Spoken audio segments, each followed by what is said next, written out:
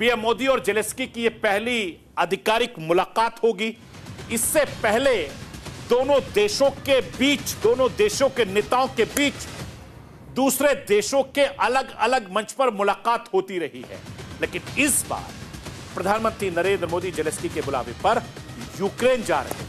मैं राष्ट्र की आवाज के जरिए आपको यह बताना चाहता हूं कि प्रधानमंत्री नरेंद्र मोदी का यह दौरा इतना खास क्यों है, क्यों युद्ध जैसे देश में प्रधानमंत्री नरेंद्र मोदी जा रहे हैं और इसके पीछे उनका मकसद क्या है। चूंकि इस बात की चर्चा दुनिया के कई देशों में हो रही है, मैं राष्ट्र की आवाज के जरिए आपको समझाना चाहता हूं। यूक्रेन रूस युद्ध में तेजी के बीच हो रहा यह दौरा, पिछले महीने मॉस्को में पुतिन के प्रधानमंत्री नरेंद्र मोदी की मुलाकात हुई थी।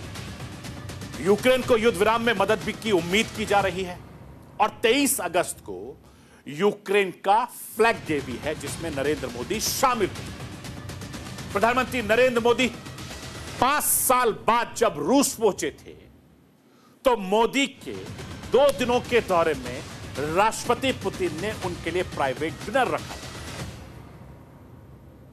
पीएम पुतिन मोदी को अपनी गोल्फ कोर्ट उठाकर अस्तबल दिखाने ले गए थे और इस दौरान पुतिन खुद ड्राइव करते रहे। पुतिन ने मोदी को रूस के सर्वोच्च सम्मान Order of Saint Andrew the Apostle दिया था और यह सम्मान सबसे बेहतर काम करने वाले नागरिक या फिर सेना से जुड़े लोगों को दिया जाता है। प्रधानमंत्री नरेंद्र मोदी के दौरे को लेकर विदेश मंत्रालय ने क्या कुछ कहा है, मैं राष्ट्र की आवाज के जरिए आपको वो सुनवाना चाहता हूं। In a very clear and consistent position that diplomacy and dialogue can resolve this conflict and which can lead to enduring peace. So dialogue is absolutely essential. Lasting peace can only be achieved through options that are acceptable to both parties, and it can only be a negotiated settlement. On our part, India continues to engage with all stakeholders.